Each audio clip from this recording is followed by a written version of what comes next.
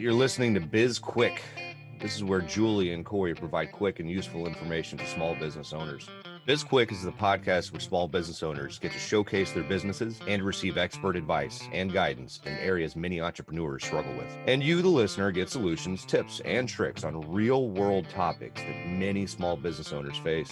Julie and Corey are the experts small businesses hire when they need solutions. And the BizQuik podcast is just one way they deliver those solutions. Let's start the show. Hello and welcome to BizQuik. I'm Julie. And I'm Corey. And on today's show, we have Mike Fallat. And I want to be very clear. It's not Michael. It can be Mikey, but only for me. Girls can call him Mikey. Men cannot. We established that in Montana. Mike Fallat, he is the force behind DreamStarters Publishing. He also has a community called the Inner Circle. He is, first and foremost, he is a patriot, unlike pretty much anything else I've ever seen. He is, as of mid-June, he has launched 233 best-selling books. He's from Pittsburgh, and I ran out of things to say. Yeah, are you done gushing? I'm not even gushing. You are a little bit. No, not really, but yeah. Okay. Yeah, I'm done. Okay. All right.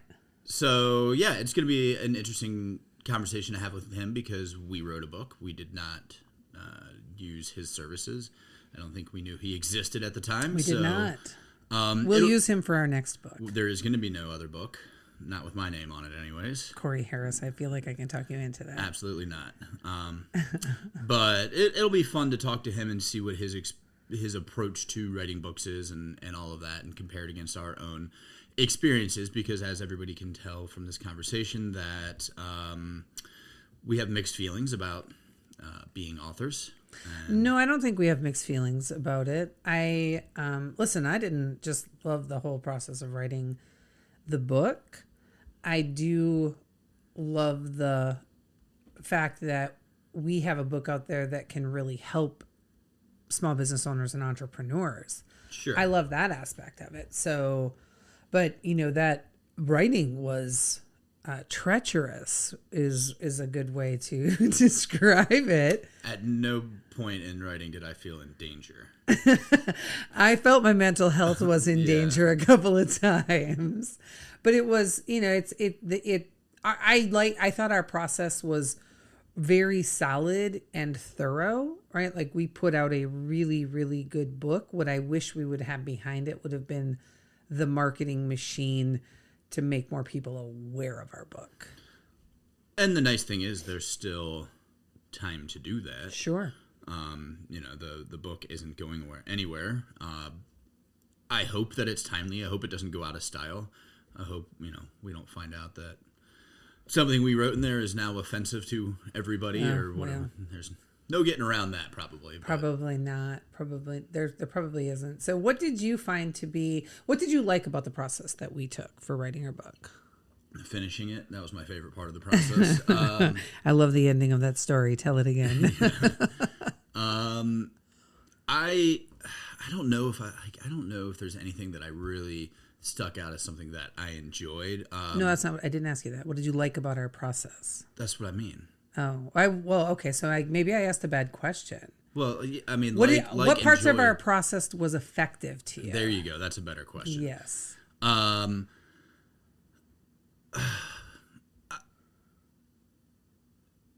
There's going to be a difference between effective and efficient. Okay. Because the back and forth that we did and the 18 read-throughs and multiple editors and all of that, not efficient to getting a book out. Super effective.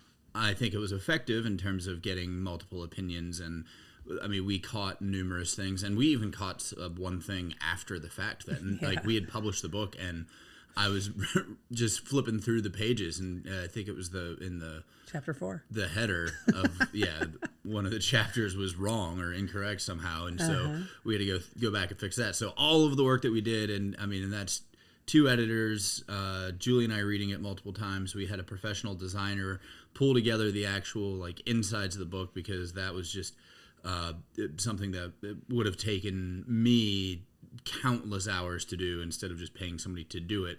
All of that, everybody looked at it and nobody caught that one little thing again. And then there was another thing, I think, in like I don't know, there were two things that just everybody completely missed. So even with all of that like effective work that we did, you're gonna make a mistake, but that's okay. Like, you know, by the end of it, I think that if we had made that mistake, if we had noticed that mistake and like we had only spent 2 months working on it, we probably would have kicked ourselves, because we'd been like, we should have spent more time, you know, working on this. Well, 2 weeks, let's say, because it only took us about 2 months to write the book.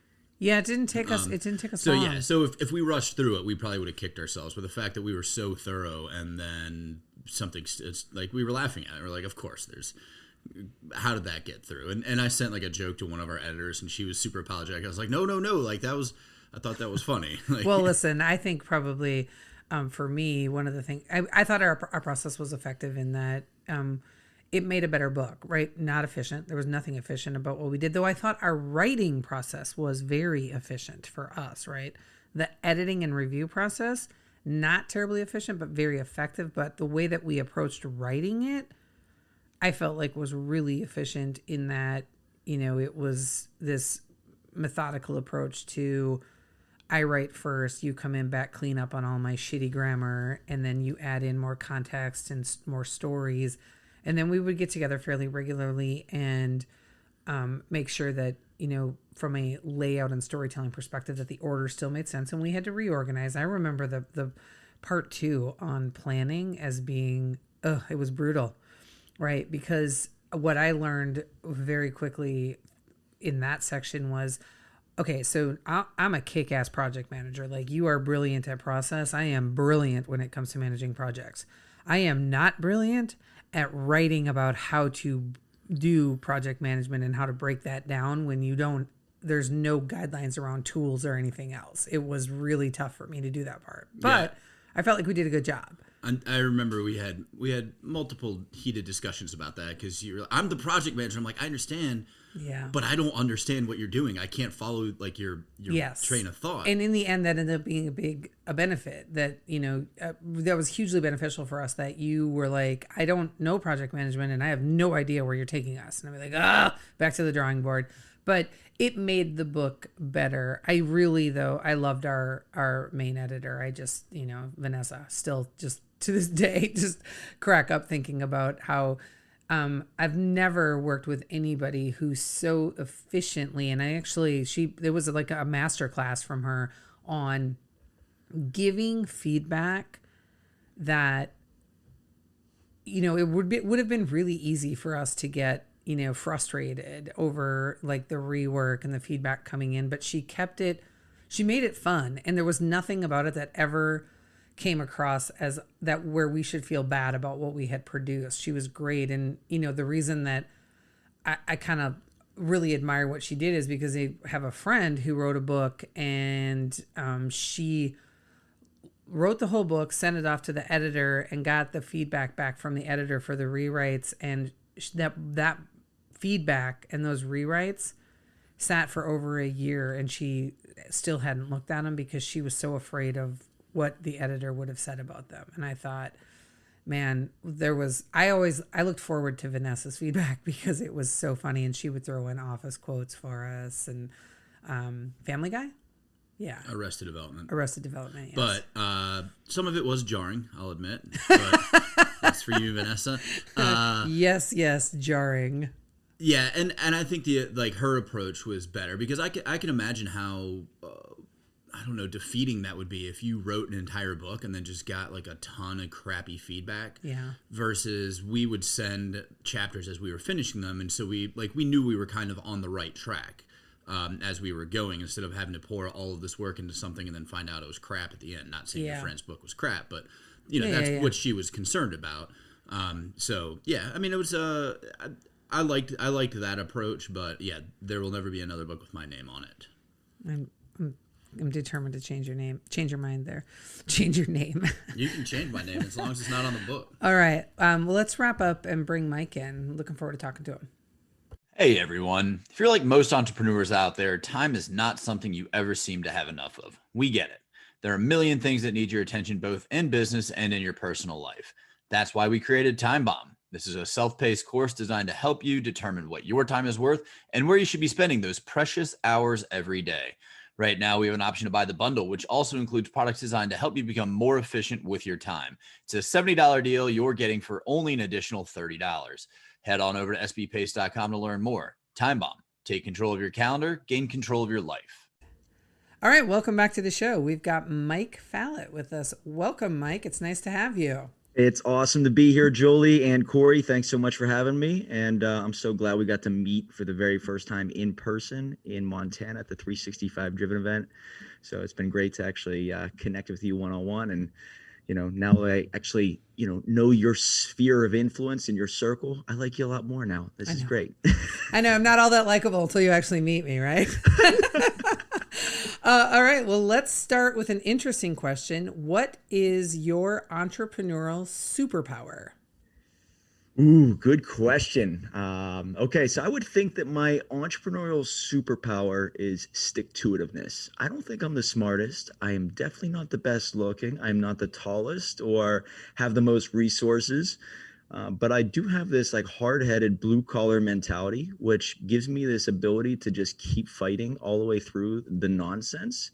I think I have more, people call it grit, and that there's a lot of people throwing that title around now, and it's powerful. Like that word grit, I guess, is really the stick-to-itiveness, but to go through the times that are not easy to manage, that are not promising, there's not a lot of hope there, and just to keep plugging, to keep digging, if you will. And I think that gives me an advantage over most people, because a lot of people come to this roadblock and say, well, I don't have this connection. I'm just going to wait till it comes to me. And I'm just like, well, maybe I can't get a guest on the podcast, or maybe I can't figure out this right connection. And I'm just thinking, I'll just do it on my own. I'll figure out something. I'll have some type of tool that other people don't have, and I'm going to use it better than most people. And I'm going to cut through the noise and figure out a way. And then I'm kind of, duct tape it or zip tie it together, however you want. And somehow it's going to lead me to the right person. So stick-to-itiveness, grit, and the ability to just fight through bullshit. I think that's my superpower. Love it. Where, though, does the stick-to-itiveness end? Stick-to-itiveness? Yeah. Where does that end and stubbornness begin? Because I feel like that can also very good question. be a detriment as well.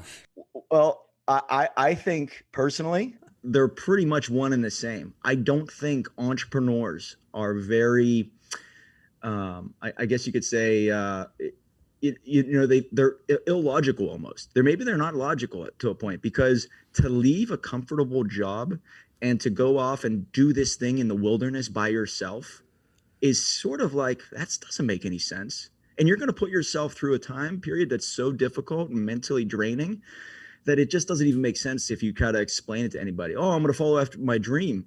That doesn't make any sense to people, but the results do. So it's sort of like you have to see something that nobody else sees. Stubbornness is a part of it. So they're pretty much one and the same. That's interesting. I'm curious about Corey's thoughts on that, because he's the most stubborn man I know. I like you, man. I like you already.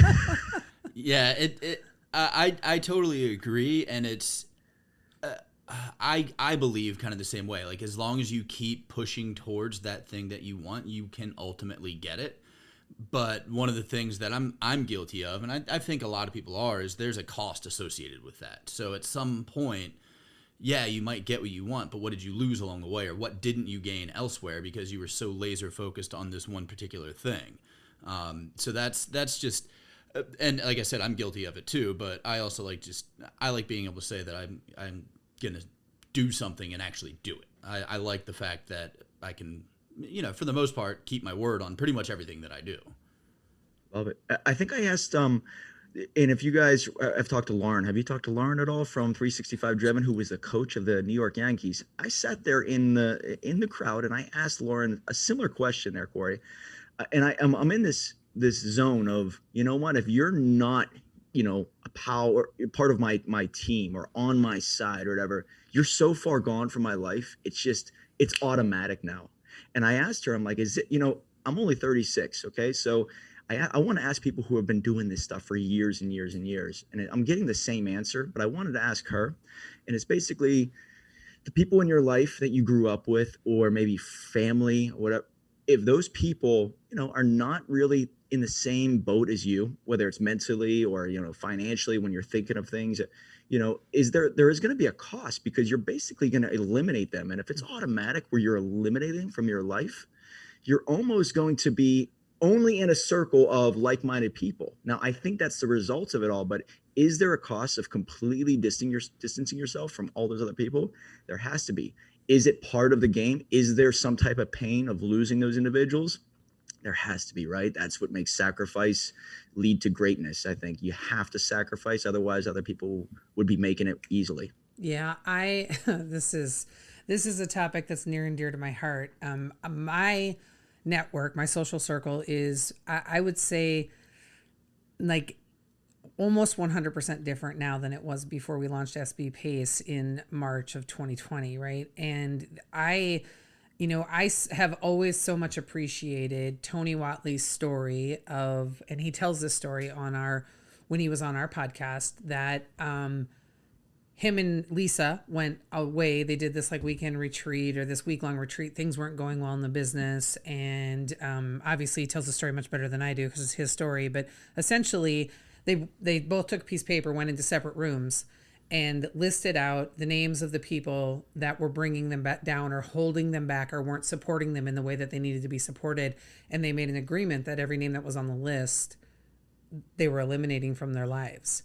And he said it was really hard. And he tells the story, he says, obviously Lisa's list had more names on it because she's a woman.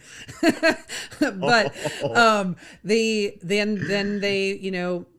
methodically removed these people from their lives. And he said, we weren't jerks about it. We just started to not accept invitations. And we were like, hey, we're cutting out of our lives. We just started to cut people out without really telling most people it was happening. And some of them had been lifelong friends. Some of them were family, but they were like, these are the people that were holding them back from where they wanted to go. And he said, when they made that shift, the business expanded and grew so quickly because they started to surround themselves with the right people. And that's been a really hard, that was, I always say, I've probably said this on 90% of our podcasts, the number one lesson that I learned that first year of business for us was support never comes from where you think it's coming, right? And so the people that I thought that were my lifelong friends, they're not risk takers. They're not entrepreneurs. They're not in it like we are. And I have known those people for, 25 years, and I'm not really friends with them anymore. I don't talk to them anymore. And I didn't maliciously cut them out, but I'm like, I can't give to this relationship and then get nothing back that's actually going to help me. And for years, that's the way I handled a lot of relationships, was just give.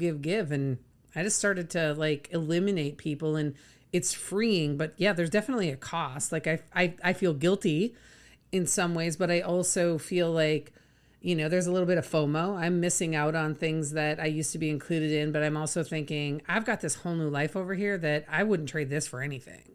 Right. Great point. And I'm going to ask you a question, Julie. When you started to become this person that you are today, and then if you were to go back into that circle for a moment, maybe a weekend hanging out, and would you almost start to get a little bit sick inside if you started to hear the negativity and maybe to hear how people think or what they're believing in? Because it's almost like it's almost jumping out of the pool and then getting back into it. And it's like a shock again. And so when I started to do this in 2016, that was my big transformation year. I started noticing the girl I was dating, her best friend was completely negative always. And anytime we'd get around her, it would be this spidey sense of oh God, I feel sick. I gotta do something here. So is that how you feel too? Maybe if you were to go back into that old life for a brief moment? Yeah, I feel that. And I think part of what makes it a little bit easier for me, and, I'll stick my toe in the water on a topic that we almost never talk about on this podcast, is that from a political standpoint, they are all on the other side of where I stand. And I just don't. I have very little patience for that mindset. That's why I like you. So I just kind of am like, well, I can't even I don't even see their shit on social media anymore. Like, that's how far removed they are. And it's not because I deleted them. I'm still friends with them on social media, but because they're just not engaged in any type of the circles I'm in, their stuff never even makes my feed. So I have no idea what's going on in any of their life. I'm not on their group texts anymore. Thank God, I hate group texts. Me too. But yeah, I don't think that I could go spend a weekend with them for anything. I couldn't do it. Yeah, good point there. Well, let's dive into your business and writing a book, because we wrote a book last summer, and we spent the first part of this podcast talking about kind of our experience with that. And we know that you're successful and efficient and whatever else at getting people, helping people write their own books. So what's that process look like? Because ours was interesting, to say the least. How we started and where we ended was it was great. And I'm not talking trash at all about Jim House and his process for doing things, but it took me a minute to get on board with, why are we stretching before we're talking? Like, we made us do stretching and meditation exercises before he helped us. So we hired a guy, Jim House has a company called The Book Curver, and he helped us map out the entire book. And then our work with him ended, and then we wrote the entire book and had to find our own editors and formatters and all those things, right? So it was a learning process for us, a lot of research, and quite honestly, like, Corey led the charge on it, but he did make us do stretching, and Corey was like, what the hell? I guess I could see the reason behind it, but I don't make anybody stretch. Let me just tell you that, right? And I don't know what your interview process is like, but I've streamlined it so it's 4 hours, okay? 2 hours one day and 2 hours another day. Now, the reason why I believe in the power of a book is I saw it firsthand. 2015, I wrote my first book called Dream Starter, and it automatically, day one, became a bestseller because I knew I did so much research. I talked to people who've done it and turned into an Amazon bestseller. That was an automatic new identity for me. I had something that most people did not, which gave me this new chainsaw in the wilderness when most people had a hatchet. So I saw what happened. I would ask to be at CCAC and Pitt and Duquesne to become a speaker, and they laughed at me. They responded 3 weeks later, nah, all this stuff, we'll get back to you. I wrote a book, bestseller, okay? Almost within a week or whatever, CCAC said, hey, it looks like you have a best-selling book. You want to come in and speak to our class? It is automatically like this social hack that just gets you into rooms. So I saw the power of it. I got more attention online. But the greatest thing that happened from it was people were out there saying, man, I would love to write my book. How did you do so? Now, I did it for free, by the way. I wrote my own book, okay? I had the girl who I was dating at the time edit the book. It wasn't 100% perfect. My cover design cost $25. I went somewhere, took a picture, put it on the template for KDP, which is the way you upload it for Amazon. And I just did everything myself. It was a mess. I mean, it's still clean inside, but I did it and it worked. Okay. So I saw the power. And I realized, okay, everybody's asking me how to write a book. Let me just do it for them. I'll charge $2,000 or $2,500 to interview them it was 3 hours at the time. And I saw how easy it was to just do the Socratic method, Q&A.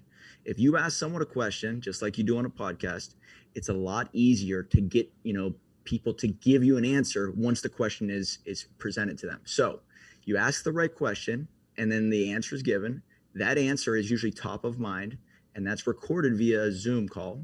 And then what you do from there is you basically streamline it to the writer takes that, comprehends it, and then brings it to life professionally. Now, the system that I have in place is story lesson, story lesson, story lesson. You want to give value to your audience with this lesson, but you need to tell people about your story, okay? And why is that important? Because if they read chapter 1, 2, and 3, they're going to put the book down, and they're going to know, like, and trust you, or they're not, okay? The goal is to get them to know, like, and trust you, to fall in love with you as the person, not just the author, not just your business. So my streamlined program, to make it very easy, was, hey, give me 15 generic lessons that you want people to take with you after they read this book. And they'll say, wow, 15 generic lessons, I don't have that many. Oh, yes, you do. You just don't even realize it. Now, how do you come up with the 15 generic lessons? You start with the end goal. When the book is done, how do you see yourself using it? Well, I just want to help people. I don't want to make any money from this. That's a crap answer. If you're saying that, you're insane. You need to start thinking about this book is going to be how you level up. Well, I want to be a real estate investor. Okay. Well, I want to be the real estate agent in my community. Okay, great. I want to be a motivational speaker. I want to be on stage with Tony Robbins talking about how to change your life. Beautiful. Oh, you also want to become a coach for people in relationships? Great. Now, write down 15 generic lessons that you've learned in your life that helped you identify what's important when it comes to the key points. Okay. So all you got to do is think about the end goal, reverse engineer where you're at now. Okay. 15 generic lessons that will help people get to that, to become that person, and then tie in personal stories that taught you those lessons. It could be that story with your grandfather when you were 7 years old on the tractor and he taught you about accountability. It could be your first client. It could be your first business that failed. It could be when you were a door-to-door knocker trying to sell something and you learned something about building rapport within 5 seconds. Whatever it is, write that story down in a sentence or just maybe one word. In the interview process that I do, I would say lesson number 1 is all about getting around the right people, Julie. What does this mean to you? Tell me a little bit about the importance of that. Oh, also, how did you learn this lesson? So over time, we've done 230 books this way. And over time, I've gotten better and better at asking questions. So if I'm able to get the lesson and the story, and this is the last piece that you guys got to tie in here, is specific audience that you're trying to reach. Who am I trying to get to read this book? Is it women 25 to 45, or is it men 20 to 25? Are they athletes? Are they entrepreneurs? Are they people who went through a divorce? Are they single moms, single fathers? Whatever it is, be specific, because then you can tailor your message directly to them. So after that 4-hour interview, it goes to a writer. My writer writes it. I have a team of writers that do so. 16 women, 1 guy, just to let you guys know, women are better writers. So if you find a ghost writer out there, find a woman, because they're better writers. They listen more intently. Sharon Lecter's a perfect example of this. She's the one that wrote Rich Dad, Poor Dad, even though it was Kiyosaki's stories and lessons, people think. So anyway, the book that changed my life was Rich Dad, Poor Dad. I modeled my whole business based off of that. Anywho, once the book is written, we give you 2 edit run-throughs. You fine-tune it. Now, you just brought up a very good point. There's probably a lot of back and forth, and it's like, oh my God, the tonality of this is not me, whatever. We try to make it as easy as possible. Done is better than 5 or 7 years of trying to make it perfect. So our goal is to get it down, lesson story, tailored to a specific audience. You go through, you do 2 edit run-throughs, and we try to tweak it and basically, quote unquote, right the ship. Therefore, you are able to have your message in there, your lessons, your stories in a 120-page book, at least 20 to 25,000 words minimum, which comes out to be an hour-and-a-half read, which comes out to be like an airplane book. Statistically, most people will read a book about 120 pages or less than any other type of book. However, it's teaching a lesson, telling a story. And then once the book is done, we give you 25 cover options you're able to choose from. The title and subtitle I'll help you out with, because I'm more of a marketer than a writer myself. And once that's done, we turn it into an Amazon bestseller. Bestseller means that it's all about leverage, positioning, and timing. So at the very end of everything, you have an Amazon best-selling book in a very short amount of time. People think that's the end. That's really the beginning. And I put out a little quote the other day. It's like, finishing a book is only the beginning. And the reason why is because I saw back in 2015, the transformation, the identity that it turned me into. It was overnight, just amazing to feel. So when people get that book and all of a sudden they use the book as a lead generator to get in that classroom, to speak on stage, to get on that podcast, now they find their real voice, their real self is starts to be exposed to the world. And that's how I put it all together. Your approach is to helping people write books is very similar, I think, to ours, and when we help people start businesses, because it's a lot of questions, a lot of figuring out. It's finding that ideal customer, your ideal reader, et cetera, et cetera. Do you get a lot of people who come to you who just say, I want to write a book, and they have no idea what they want to write about? Because we get that a lot with people saying, oh, I want to be an entrepreneur or a small business owner. Great. What do you do? Well, I don't know. Yeah, uncertainty is a part of it. When you meet with people who are super successful business owners, they're clear. They you get them on a podcast, they can answer questions. But not everybody's at that stage, and you have to be accepting of that, because the people who are just getting started, when they quit their job and start a business, they're doing a lot of soul searching. Hell, I didn't know who I was. I mean, my first company is called DreamStarters University. Okay, the first one succeeded. I had 4 other failures before that, by the way. So the first one is DreamStarters University. Book marketers, book marketing experts. My message shifted. Okay, so the people who come to you and they're just trying to figure out, like, who are they? What do they stand for? What problem do they want to solve? I think you just have to understand that not everybody's at the exact same point in their life. And so I guess they're going to thank you down the road. 5 years from now, they're probably going to be more difficult to work with. And I guess you noticed that also. You're like, wait a second, I'm here to help you. I'm not here to give you the answers of like where to go in life. But it's part of the thing. It's part of the process. It's part of helping people get to where they want to go. You're not going to nail it every way, every time. But if you're able to help them get to that next level, maybe do a little soul searching or have a little bit of success, they're going to look back on you as you were the fire starter to it. So yes, it's a little harder. It's a little bit more difficult. There's a lot of probably frustration when it comes to people who are lost. But that's where your value is. That's part of the game. We write books for people all the time. I would say 70% use the book very well, because they have a system, they have a real business. 30% write the book, and by the time of the book is already done, they're a new person. Oh my God, yeah, you know what? I wrote this book about motivation, but I really want to be the real estate guy. Okay. What you just did was you leveled up to a point where you figured out, like, where your value's at. But maybe that, oh my God, if I was this person, I could do a little bit more with my book. This is another chess move. So you're helping them get to another path, but it's not the end all be all. Like, you're just helping them get to the next level of their career. And I guess you just got to accept that, whether it's businesses or books or podcasts. Yeah. Helping people find their voice is just, that's where your value's at. Yeah. I would say that, for my, I wrote a book, you write a book on motivation and you realize you want to be a real estate person or whatever. We, after we titled our book and it was released, right? So we wrote this entire book on disaster preparedness, and when we were done, it's released and published. It's probably like, I don't know, 2 months after it's out. I said to Corey, I think our book is not named correctly. And he's like, what do you mean? And I'm like, well, it's only now that I realize, and I'm sure he knew all along, right? Our book is about building a really strong business foundation, which is the core thing that we teach entrepreneurs, is how to have a strong foundation so that you can grow and scale your business and you can withstand tough times. And I always, I find myself wondering, how many people are we missing that aren't going to pick that book up because they're thinking, well, I already survived a disaster. I made it through COVID, or I made it through, a hurricane or whatever. Whereas the book really, it gives you the fundamentals of just building a very, very strong business. And I was like, well, lesson learned, and so it's just one of the things that we talk about, but the book isn't named that, right? But I mean, the title is still correct for what it is, but I feel like we missed like an entire segment of an audience that we could have captured had we named it differently.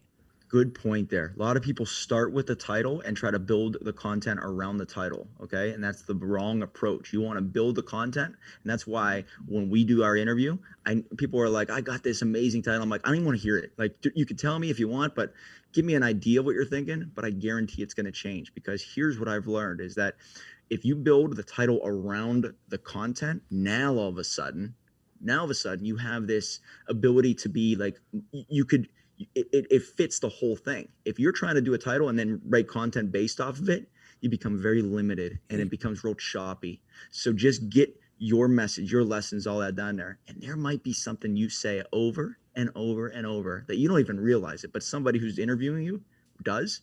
And you're like, listen, this is what you say over and over. This is your hashtag that you're using over and over. Hey, maybe the book should be built around this hashtag here. Okay. So you're saying like, hey, the title should be this because it fits everything that you just talked about. And guess what? Maybe you never thought of this because you're thinking, oh my God, this title needs to be something magnificent. Simplicity is what sells more than anything when it comes to a book. 3 words, even 2 to 3 colors on the cover. All you got to do is cut through all that and make it very easy for them to say Jolie Traxler equals small business pace, or Jolie Traxler equals the foundation of business, or Jolie Traxler equals success. You write a book called, which I'm just making this up, Success, or the Foundation of Business. Oh, Jolie, is that the girl who wrote the Foundation of Business? I would assume that she is the person that will talk about the foundation of business, right? Yeah. Whether they read it or not, this is going to open doors for you, because most people will not read this book. Whether you want that to happen or not, they will not read it. But if they hear that you wrote a best-selling book on real estate riches, the keys to victory, changing your life, Corey Harris equals changing your life. Dude, Corey Harris, I heard about this guy. He wrote a book about changing your life, right? Get him on our podcast. I want to hear his lessons that he talks about. And damn, he has some good stories. You hear about his story whenever he did this and this and met Jolie. Oh my God, it's an awesome. I can associate with that guy. Now I'm going to follow him online. He's a patriot like Jolie. Oh God, there's so much commonality. So the lessons are secondary as compared to the love of the person. Yeah. So, I mean, two quick things. Our title was one of the last things that we came up with. I can remember when we came up with the title, the book was done, right? And we were actually on a hike somewhere, and I just kept repeating the phrase, seriously? Now what? And then we realized that was the name of our book. So, and the second thing is, when we do our outro, you'll hear the title of our book and you'll hear how incorrect we were for the number of words we used. We went a little bit over 3. So, we need to wrap up. This has been great. And I could listen to you talk about books for days, because as everyone knows, and I know you know this, Mike, I'm a little bit of a book whore. I buy every book I can find. So, tell our listeners how they can find you. So the best way is probably Instagram. If you want to get a snapshot of who I am as a human being, just go to @TheDreamStarter. It's the best way. Or you want to take a look at my website, my company. This is my main gig, which is DreamStarters Publishing. Go to DreamStartersPublishing.com. You'll get all the details. If you're looking to write a book, it'd be great. Or if you just want to follow me on Instagram, we can connect on there and talk about whatever. I'm a business guy, not just books. I just like talking about business and patriotism. Perfect. Well, I'm going to nail the outro today, Corey. Thank you, Mike, for joining us. It's been an absolute pleasure. And thank you to our listeners for tuning in. We love having you listen. And you can find out everything about Mike in our show notes. We're going to brag him up there.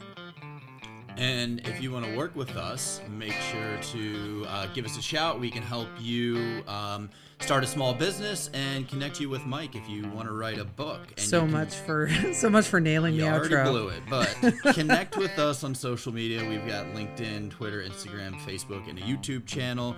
And everything that you absolutely would ever need to know about us is on our website, sbpace.com. You can also subscribe to our podcast, which we would appreciate if you do, and tell all your friends and family about it, and even people you don't like. Let them know about this podcast too.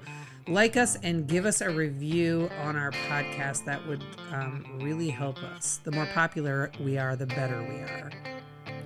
And you can reach out to us about topics that you might want to hear on the show. If you want to be a guest, fill out the form that we've got on our website. Like I said, everything's out there on the site, including a link to our book, Seriously Now What? A Small Business Guide to Disaster Preparedness. It's the #1 bestseller on Amazon. We have a digital workbook download available, and if you've already purchased it and read it, like it, and give us a review. Tell us what you thought. I'm Julie. And I'm Corey. And this was BizQuik, helping small businesses across America.